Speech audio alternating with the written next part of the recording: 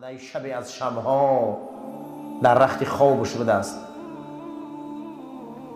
سقف بام قصر می جنبه می خیزه، دو مرد در همونجا چیزی کفته سیان، میگه خواجه چی میکنی در بالای قصر من؟ میگه شتر گم کردیم. میخندن، میگن خودش میخندن، میگن عجیب احمقیه، نخواه که شتر در بالای قصر سلطان ابراهیم باشه، عجیب احمقیه که نخواه که شتر در بالای قصر ابراهیم باشه. از این گپ احمقیتان خندم آمد. او دو کسم نگاه کردن گفتن ای بندگی تمور خندم آمد. تو که باور نداری که یک شتر در بالای قصر باشد، ما هم در بندگی تو هیچ باور نداریم، بنده خدای میگی و هیچ بندگی تم احمقیه. همین سخن میگه اوجش داشته، سر در بیابان زد رفت، ملک دنیا را پسی پوزد. همتون سلطان ابراهیم ادهم در قصه بسیار خوندگی 9 سال جارالله بوده، در کعبه همسایه بوده است. فرزندش کوفته میبیاید مکه میو پدرشه. میگن همین خیلی انسان میگن از همین وادی میگه هزو میبیاره، در همین جمعی کارو را میکنه، نگاه میکنه از مقاومه بچهش دیدگی نبوده استش، در جاش سلطان شده که دست میدهک بوده است.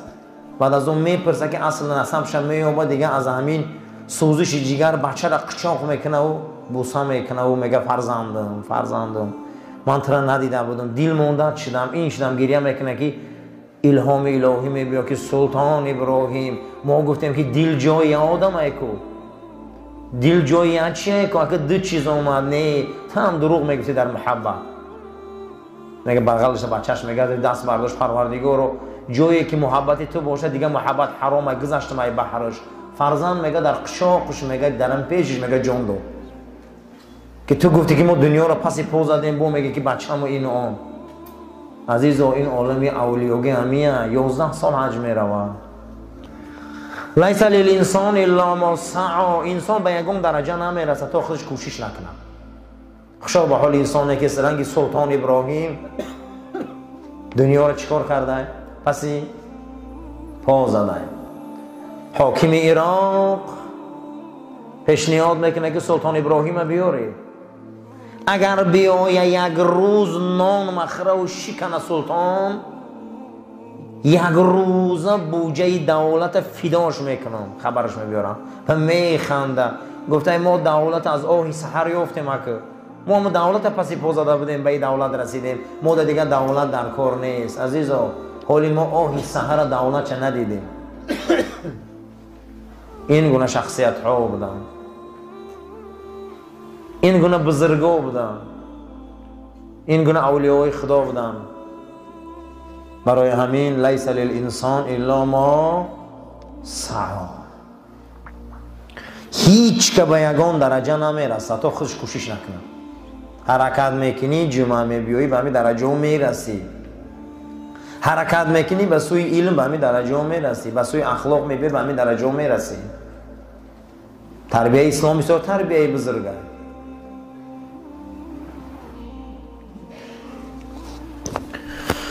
چگونه که حضرت سعدی ارواحش نبرم در دیگر جای بوستان و گلستانش میبیاره. کتاب گلستان و بوستان بسیار کتاب پداگوژیه، بسیار کتاب تربیویه.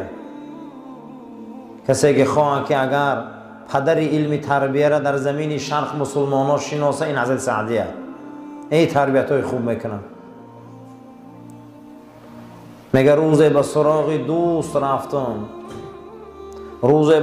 دوست رفتم، همین قدر گشتم از قدم دوست معدوم، هیچی نیست نمی اون دوست.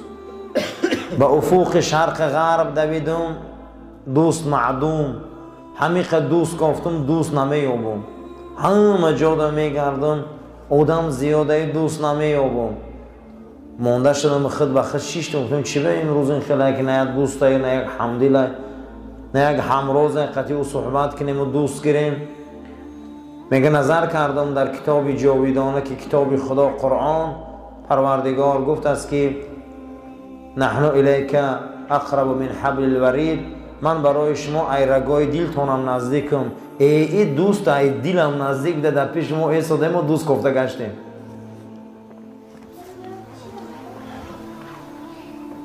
الله جل و علا شأنه در کتاب جاویدانه قرآن عظیم و شان گفته است که من برای شما ایرگوی گردنتون نزدیک کنم.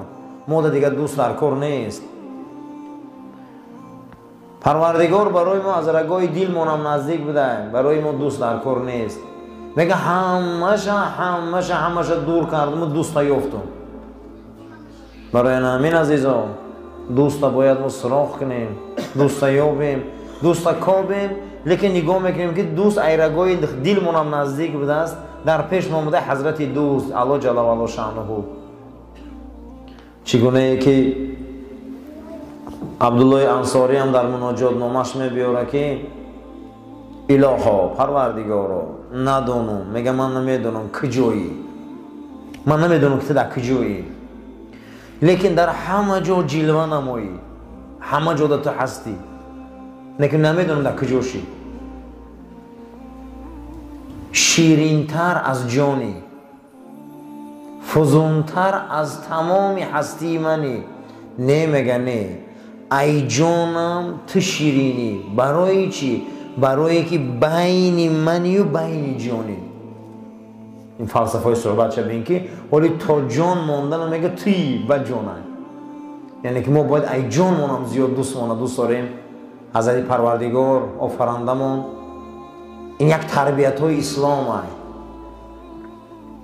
این تربیت ها رو دوست داشتن در کنه که ما دوست مونه باید یابیم. خشا به حال انسانی که دوستا رو میابه، خشا به حال انسانی که در سراغ دوست میبروید. تمام پیغمبران آمدن یک درخت شیراندن، نام این درخت ماندن اخلاق رفتن. تمام پیغمبران برای همین اومدگیان. نام درختشان چی بوده؟ اخلاق. این اخلاق پس میشوه، این اخلاق بلند میشوه. چی با؟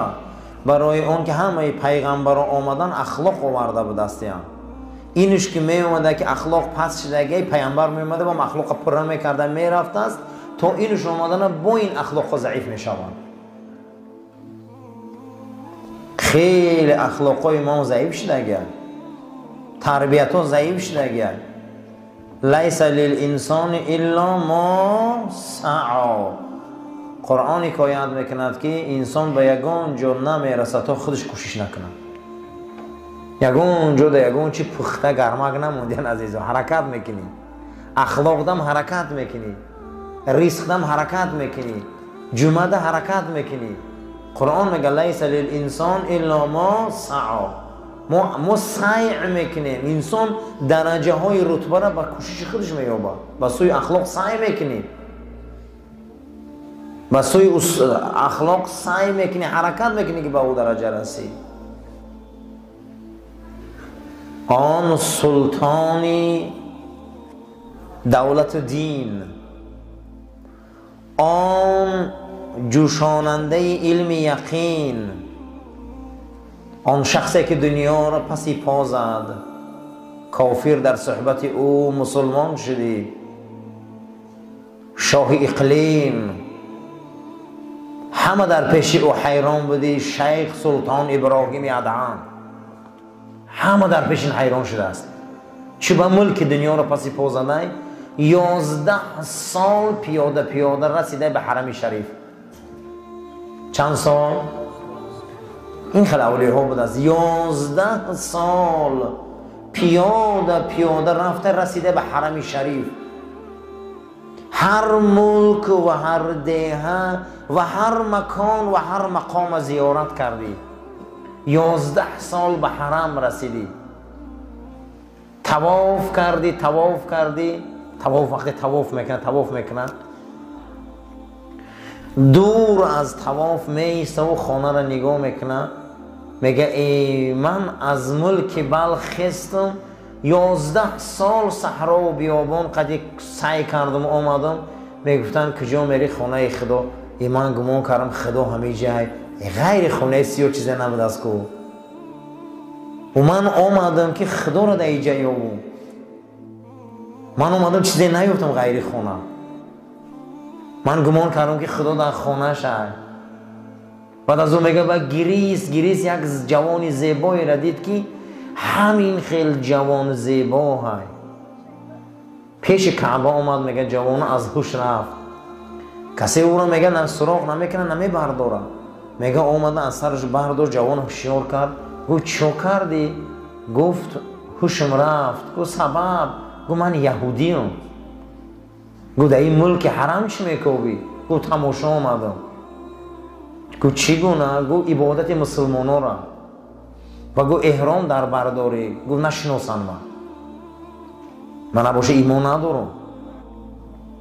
چی با از هوش رفتی؟ گفت وقتی به حرم نزدیک میشدم هاتف یک صدا در گوشم آمد که تو حیف بر اون مرد و حیف به او جوان، حیف عیب نمیدونی. تو در شرمه که اطراف کعبه بیایی و در این حج سلطان ابراهیم باشد تو به ایمان گردی. میگه این صدا زد که ابراهیم یک جای اون هوشم رفت که در پیش تو غلطیده بودم. و میگه برداشته شد به دست سلطان ابراهیم ادهم مسلمان شد. برادر 11 سال میره زمین حج، با او درجه ها میرسن. 9 سال در دست بند داره. میگه برای حاجی ها هزون میبیاره، گرم میکنه، میره شربا میپزه و آبی طهارت میتیه. 40 شمشیر به دست پیشش میرفته، 40 گرز به دست از خفاش میرفته. اینا میگفتیم سلطان ابراهیم